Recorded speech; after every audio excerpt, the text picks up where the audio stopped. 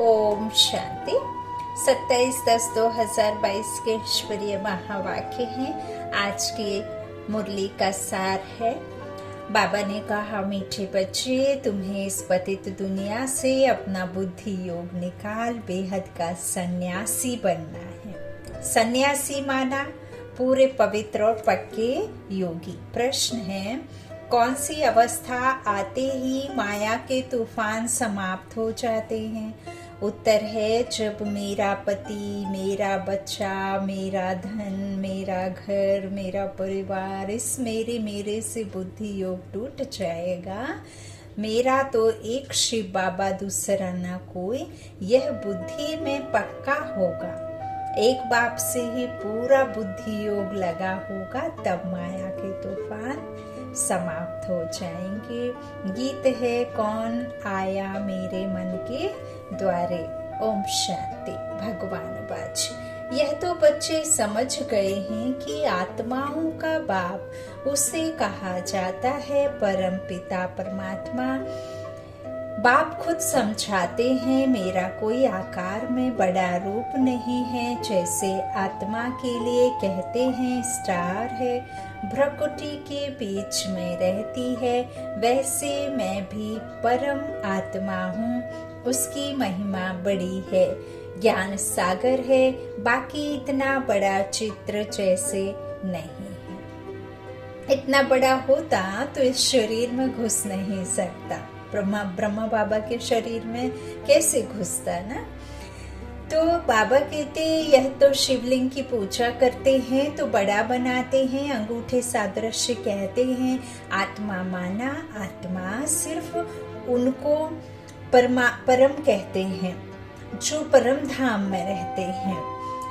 तुम जानते हो, इस समय है डेविल वर्ल्ड, आसुरी संप्रदाय, चीची दुनिया। सतयुग में इस भारत पर देवताओं का राज्य था, अब तो असुरी राज्य है। देखो क्या क्या खा जाते हैं, मांस मदिरा, यह राक्षसी आहार है। इस बात को भी नहीं समझते हैं। स्कूल में भी कोई के अच्छे ख्यालात, कोई के रजोगुणी, कोई के तमोगुणी होते हैं। अब कौन से स्कूल की बात बाबा कर रहे हैं? समझ ही गए होंगे। बाबा कहते हैं, जो दूसरों को समझा नहीं सकते उनको बुद्धू कहेंगे।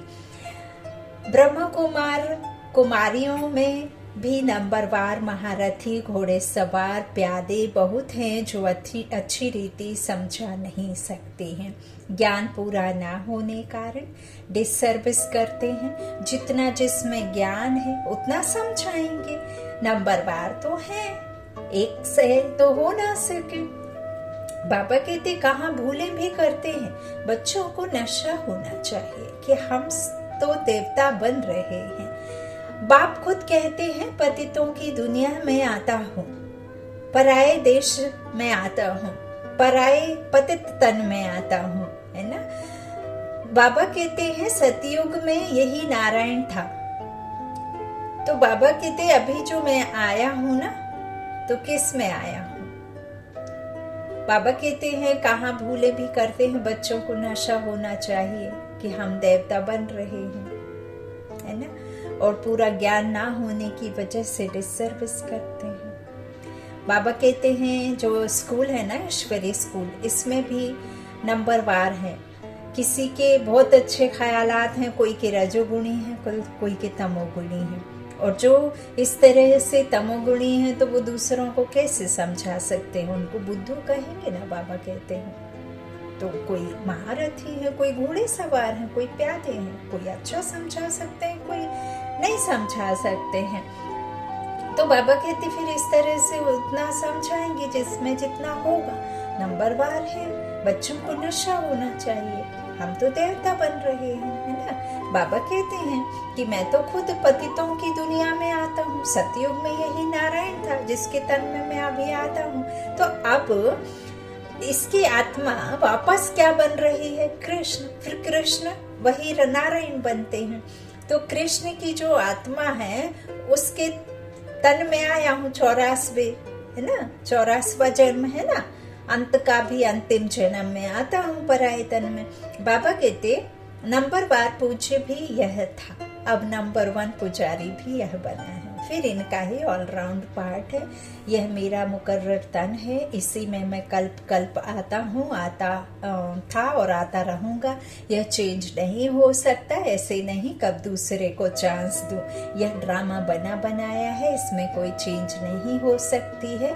लौकिक में, स्थूल में, सिनेमा के या कोई ऐसे सीरियल का कोई एक्टर एक्टिंग करता है तो उसमें भले ठीक कर सकते हैं, कुछ गड़बड़ी है तो उसको रीसेट कर सकते हैं, लेकिन बाबा कहते जो ये वर्ल्ड ड्रामा है ना, इस ड्रामा को हूबहू चलना ही है। यह भी नूंद है ड्रामा की, इसको कोई चेंज नहीं कर सकते हैं। यह बेहद का ड्रामा है, जो एक बार शूट हो गया सो वैसा ही चलता है। बाबा कहते हैं मैं आता हूँ पतितों को क्या बनाने के लिए? पावन और पतितों की दुनिया में आता हूँ। परंतु कोई को पतित कहो तो बिगड़ पड़ेंगे, परंतु जब भगवान बाछे कि सब आसुरी संप्रदाय है तो मानना पड़ेगा, क्योंकि ये कोई मनुष्य नहीं कहता, भगवान कह रहे हैं ना। तो भगवान माना भगवान निराकार, ना ब्रह्मा न विष्णु न शंकर न कृष्ण, इनमें से कोई नहीं कहते हैं मैं परमात्मा भी तुम्हारे जैसा हूँ। भगवान वाच मैं तुमको राज योग सिखाने आया हूँ। योग की कितनी महिमा है, बहुत योग आश्रम खुले हैं, उसमें हठ योग आदि सिखलाते हैं, परंतु तुम योग बल से सारे विश्व को स्वर्ग बनाते हो, विश्व को परिवर्तन करते हो। सारी दुनिया तो योग में नहीं रहती। योग की कितनी महिमा है, जिससे खास भारत स्वर्ग बनता है, परंतु कोई को पता नहीं तो इसको स्वर्ग किसने बनाया है। जरूर ऐसा कोई स्वर्ग बनाने वाला होगा। बाप कहते हैं मैं ही आकर देवता बनने का कर्म सिखलाता हूँ। यह तो बड़ा सहज है, वह बहुत यज्ञ करते हैं। यहाँ तुम कोई यज्ञ हवन करते हो क्या? धूप भी खुशबू के लिए जलाते हैं। बाबा कहते हैं यहाँ तुम करते हो क्या? बाकी जो करते हैं वो तो खुशबू के लिए जलाते हैं। अब हम इतना महंगा महंगा भक्ति में हमने भी किया, हम इतने महंगे महंगे अगरबत्ती और परफ्यूम वाले इतने धूप बत्ती और ना जाने क्या क्या जलाते, भगवान के नाम पे लेते हैं। और खुशबू कौन लेते हैं? मनुष्य लेते हैं कि नहीं? तो इस तरह खुशबू के लिए जलाते हैं। बाकी यहाँ कर्म कांड की कोई बात नहीं। तो बाप अपना परिचय देते हैं कि मैं आत्मा हूँ जैसे तुम हो, परंतु मैं पुनर्जन्म में नहीं आता हूँ। मैं पुनर्जन्म नहीं लेता हूँ, जन्म लेता हूँ परंतु मरण में नहीं आता। मेरी जयंती मनाते हैं, मैं इस तन में पढ़ाने के लिए आता जाता रहता हूँ, तो इसको मृत्यु नहीं कहेंगे। बाबा ऐसे नहीं है कि एक बार आए तो 100 वर्षों तक ब्रह्मा तन में रहेंगे, नहीं, वो आते जाते रहते हैं। जब जैसा ज्ञान देना है तब तैसे बाबा उसमें आते जाते रहते। इसका मतलब नहीं है कि आ गया तो जाऊंगा नहीं है और चला गया तो आऊंगा नहीं। संगम में जब जब आते फिर चले भी जाते हैं। तो बाबा कहते हैं इस तरह मैं इस तन में पढ़ाने के लिए आता रहता हूँ, तो इसको मृत्यु नहीं कहेंगे। मैं आता हूँ देवता बनाने। अब जो आकर पढ़ेंगे और पढ़ाएंगे तो पढ़ेंगे भी वही जिन्होंने कल्प पहले पढ़ा होगा। बहुत काल से बिछुड़े हुए वही सिखिलधे बच्चे हैं। दूसरे थोड़े ही 84 जन्मों में आते हैं। हम ही सारा 84 का चक्र लगाते हैं। मनुष्य तो बहुत जन्म लेने से तंग होते हैं। तुमको कहेंगे हम 84 के चक्र में नहीं आने चाहते हैं, परंतु हम कितने पहलवान हैं जो और ही खुश होते हैं। हम इस 84 के चक्र को याद करते करते चक्रवर्ती राजा बन जाते हैं। उनके झंडे में भी चक्र है ना, तो फिर उन्होंने चरखा बना दिया। चक्र है जो इंडिया का फ्लैग है, उसमें चक्र है ना, 24 डंडी है जिसमें। तो बाबा कहते हैं उसमें क्या किया, फिर चरखा बना दिया है। तो उनके सामने तुम्हारा कोट ऑफ आर्मस ठीक है। ऊपर में शिव बाबा, नीचे त्रिमूर्ति और चक्र बिल्कुल ठीक लगा है। यह तुम्हारा शिव का झंडा बिल्कुल ठीक है, तुमको समझाया है। सन्यास दो प्रकार का है, एक है निवृत्ति मार्ग का सन्यास जो जंगल में जाते हैं, वह है हाफ सन्यास। तुम्हारा है फुल सन्यास। किसका? सारी आसुरी दुनिया का सन्यास करते हो। मेरा पति, मेरा बच्चा, मेरा गुरु, मेरा ये, मेरा वो, उन सब मेरे से बुद्धि योग तोड़ते हो। मेरा तो एक शिव बाबा, दूसरा ना कोई। सत्संग तोड़ निभाना है, जोड़ परमात्मा से रखना है। जब तक यह अवस्था नहीं आएगी तब तक तूफान आते रहेंगे, झोंके खाते रहेंगे। बाप सारी आसुरी दुनिया का सन्यास कराते हैं क्योंकि वह सब भस्म होना है। वह ऐसे नहीं कहते सब भस्म होना है। तुम रहते संबंधियों के बीच में हो परंतु उनके देखते बुद्धि वहां लगी हुई है। कहाँ लगी हुई है? अपने बेहद के बाप के पास, स्वदर्शन चक्र में, सतयुगी दुनिया में, शांति धाम में, अपने खुद के बाप के पास में बुद्धि लगी हुई है। खुद के जहाँ से हम आते हैं आत्माएं, वहां लगी हुई है। मेरा कुछ है नहीं तो काम क्रोध किससे होगा? जब मेरा कुछ है ही नहीं तो काम क्रोध होने की बात ही नहीं। बाबा कहते यह युक्ति बहुत अच्छी है ना? मालिक बन जाओ, कर्म इंद्रियों को अपने वश में कर लो, कर्म इंद्रियों के वश में मत रहो। इस संसार में जो भी देख रहे हैं सब तेरा है, मेरा कुछ भी नहीं है। तुम नौकर रहोगे तो तुम्हें उस बात में कुछ भी भावना नहीं आएगी, है ना? मोह नहीं रहेगा। सब कुछ परमात्मा का है। ये तन मन धन परिवार जो भी हम आंखों से देख रहे हैं सब कुछ तेरा ही दिया हुआ है और तुझे ही समर्पित है। और ये तन में जितने भी प्राण की सांसें बाकी हैं वो सब तेरी ही हैं ना? कदम कदम पर तेरा साथ है। तो इस तरह से फिर हमें कुछ भी आएगा नहीं, गुस्सा नहीं, काम क्रोध कुछ भी नहीं। बाबा तो बहुत अच्छी रीति समझाते हैं परंतु जब बुद्धि में बैठे, इसको राजयोग कहा जाता है। तुम योग लगाते हो, राजाई लेते हो, वह है हठ योग। यह गुहा पॉइंट्स है। योगी तो दुनिया में बहुत हैं, है ना? कोई पैर के ऊपर पैर रखना सिखाएंगे, कोई कुछ सिखाएगा, कोई कुछ सिखाएगा, कोई कहेगा निर्विकल्प हो जाओ, कोई कहेगा बिल्कुल जो भी संकल्प है वो एकदम जीरो पे चलने चाहिए, कोई कहेगा ऐसे आसन बिठाओ, कोई कहेगा नाक बंद करो, कोई आंख बंद करो, कोई कमर सीधी करने कहेगा, कोई एक जगह पर ही कहेगा बैठने। तो परमात्मा तो नहीं कहते हैं, यह सब परमात्मा नहीं कहते। परमात्मा तो कहते हैं कि सिर्फ मन कर्म में रहते बुद्धि से मुझे याद करो, है ना? और बुद्धि से समर्पित कर दो सब। तो वह तो ना जाने क्या क्या बताते, परंतु बाबा कहते हैं एक का भी मेरे से योग नहीं, अभी किसी का भी नहीं है। खुद में मिठू मियाँ नहीं बनना चाहिए, है ना? क्योंकि परमात्मा के सिवाय संसार में मीठा कोई हो ना सके। तो मुंह मिठू मियाँ नहीं बनना। परंतु बाबा कहते हैं किसी का भी मेरे से योग नहीं है, मेरे बदले मेरे निवास स्थान ब्रह्म तत्व से योग है। जैसे भारतवासी अपने निवास स्थान हिंदुस्तान को अपना धर्म समझ बैठे हैं, वैसे वह भी अपने को ब्रह्म का बच्चा समझते हैं। बच्चे भी नहीं कहते, बच्चा कहें तो फिर वर्षा चाहिए। वह तो कहते कि तत्व में लीन होंगे। बाबा को तो अनुभव है, ब्रह्मा बाबा को अनुभव है। बहुत सन्यासियों गुरुओं से अनुभव किया, 12 गुरु किए। तो अर्जुन को भी दिखाते हैं बहुत गुरु थे। तुम सब अर्जुन हो, आत्माएं सभी अर्जुन हैं। इस समय सारी दुनिया पर रावण का राज्य है, सारी दुनिया लंका है। एक सी लंका बेट, द्वीप लंका नहीं, वह हद की लंका है। परंतु बेहद की लंका तो सारी दुनिया है। अब सारी दुनिया पर रावण का राज्य है। राम के राज्य में इतने मनुष्य नहीं थे। जब राम राज्य है तो रावण राज्य नहीं, कहाँ चला जाता है? नीचे पाताल में चला जाता है। फिर रावण राज्य आता है तो राम राज्य नीचे चला जाता है। यह ड्रामा है ना।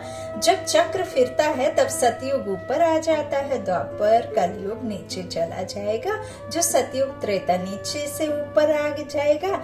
है चक्र की बात। उन्होंने ऐसे लिख दिया है, बाकी कोई सागर में नहीं चला जाता है, वह सागर से निकल नहीं आता है कि सोने की लंका नीचे से निकल आएगी। बाप समझाते हैं, यह बड़ी गुहा समझने की बातें हैं, इसमें पवित्रता है फर्स्ट और योग पक्का चाहिए। इसको कहा जाता है कंप्लीट संन्यास, इस दुनिया से बुद्धि योग खलास। यह बातें तुम्हारे में भी कोई समझते होंगे। तब तो बाबा कहते कोटों में कोई में भी कोई विशेष आत्मा चुना है बच्चों को, तो सब समझें तो ज्ञान गंगा बन जाए, छोटी नदी बने, कैनाल्स बने, बने क्यों नहीं बने, कैनाल्स भी बने, नदी बने। अच्छा, टुपका बन घर में सुनाए तो भी समझे कि कुछ समझा है।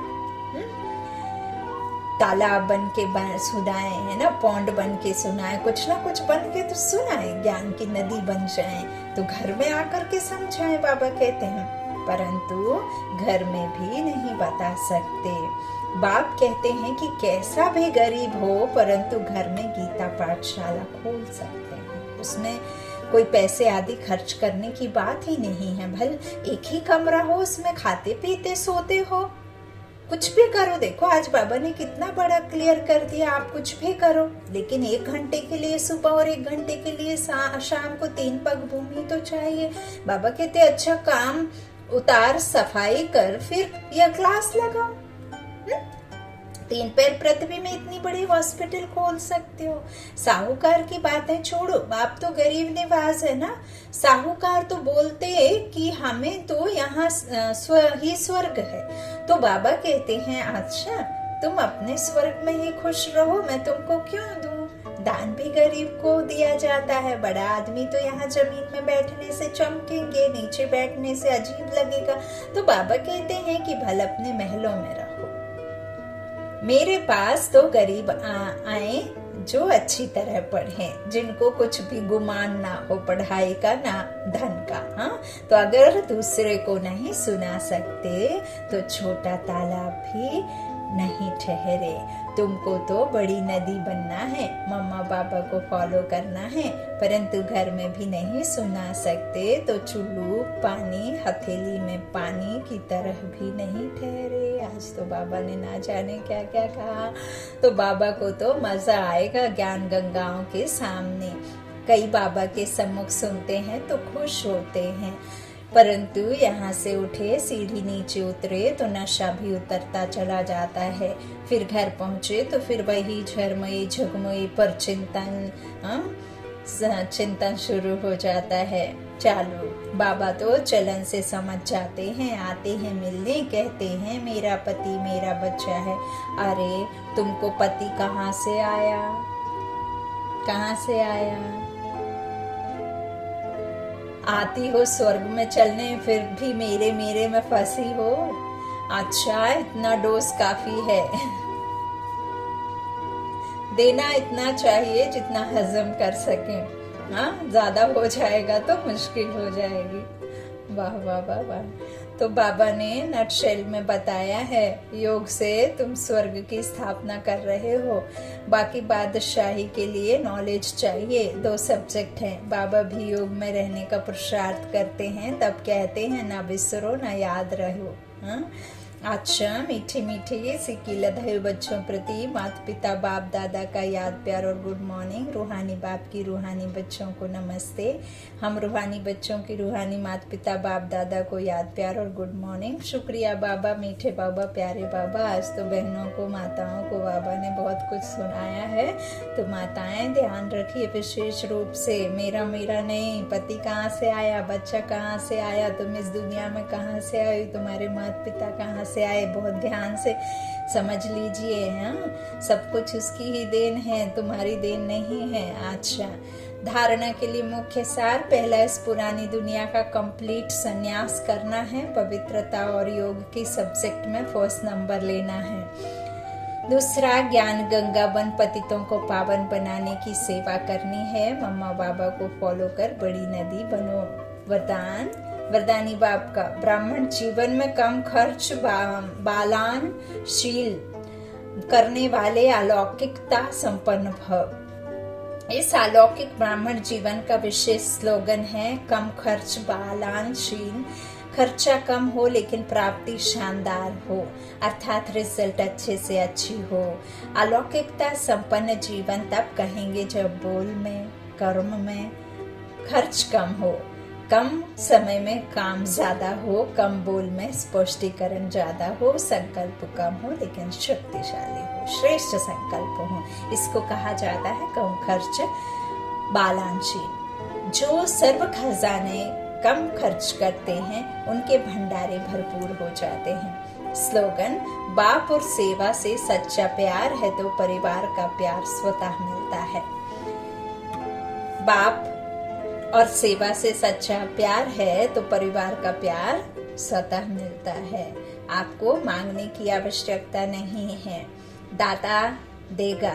हमें मनुष्य आत्माओं से कुछ भी चाहत रख करके कुछ नहीं मिलेगा, क्योंकि उनको खुद देने वाला भगवान दाता बैठा हुआ है। अब वो तुम्हारा हो गया तो बाप और सेवा से प्यार रहेगा तो परिवार का प्यार स्वतः ही मिलेगा।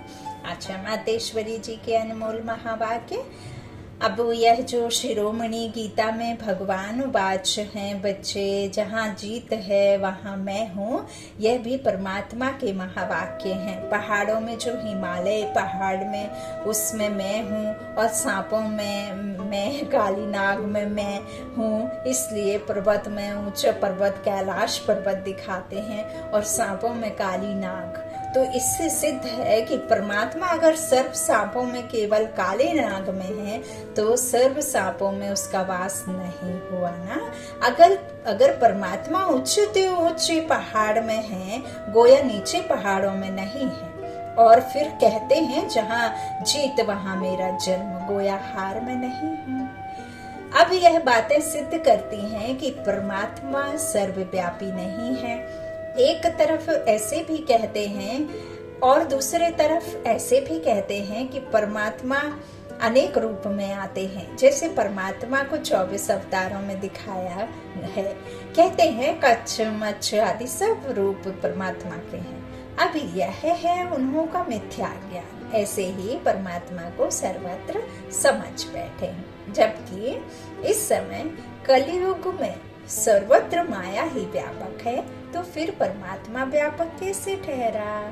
गीता में भी कहते हैं कि मैं फिर माया में व्यापक नहीं हूँ। इससे सिद्ध है कि परमात्मा सर्वत्र नहीं है। दूसरा, अब यह तो हम जानते हैं कि हम सब जब हम निराकारी दुनिया कहते हैं तो निराकार का अर्थ यह नहीं कि उनका कोई आकार नहीं है। जैसे हम निराकारी दुनिया कहते हैं तो इसका मतलब है जरूर कोई दुनिया है, परंतु उसका स्थूल सृष्टि मुआफिक आकार नहीं है। ऐसे परमात्मा निराकार है, लेकिन उनका अपना सूक्ष्म रूप अवश्य है। तो हम आत्मा और परमात्मा का धाम निराकारी दुनिया है।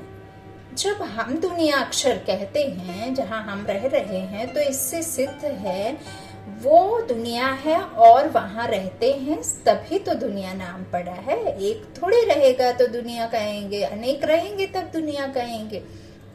तो कुछ ना कुछ नाम तभी तो पड़ा है। अब दुनियावी लोग तो समझते हैं परमात्मा का रूप भी अखंड ज्योति तत्व है, वो हुआ परमात्मा के रहने का ठिकाना, जिसको रिटायर्ड होम कहते हैं। तो हम परमात्मा के घर को परमात्मा नहीं कह सकते हैं।